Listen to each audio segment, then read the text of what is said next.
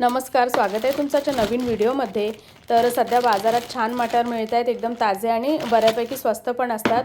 तर हे मटार आपल्याला 7-8 महिने कसे टिकवता येतील ते या व्हिडिओमधून मी तुम्हाला सांगणार आहे।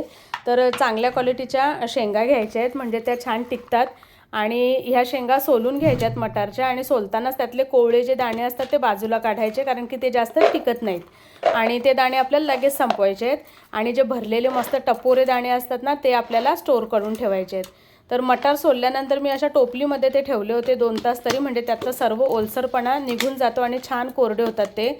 आणि मग ते मटार आपल्याला अशा सील पॅक, म्हणजे एकदम पॅक डबे जे असतात आपल्याकडे, त्याच्यामध्ये भरून ठेवायचे आहेत। तर तुम्ही अशा झिपलॉकच्या पिशव्या पण घेऊ शकता, म्हणजे एका भाजीला जेवढे मटार लागतात तेवढे तुम्ही असे वेगवेगळे स्टोर करून ठेवायचे आहेत, म्हणजे पॅक करून। आणि पॅक करताना त्यातली पूर्ण हवा काढून घ्यायची पिशवीतली, आणि पॅक करून घ्यायचे। तर तुमच्याकडे जे पण हवाबंद डबे असतील त्यामध्ये हे मटार भरून घ्यायचे आणि मस्त फ्रीजरला हे ठेवून द्यायचे, आणि लागेल तसे भाजीसाठी हे काढून आपल्याला तेवढेच वापरायचे आहेत। तर कुठलंही प्रिझर्वेटिव्ह न वापरता किंवा कुठलीही प्रोसेस न करता आपल्याला छान हे मटार स्टोर करता येतात। धन्यवाद।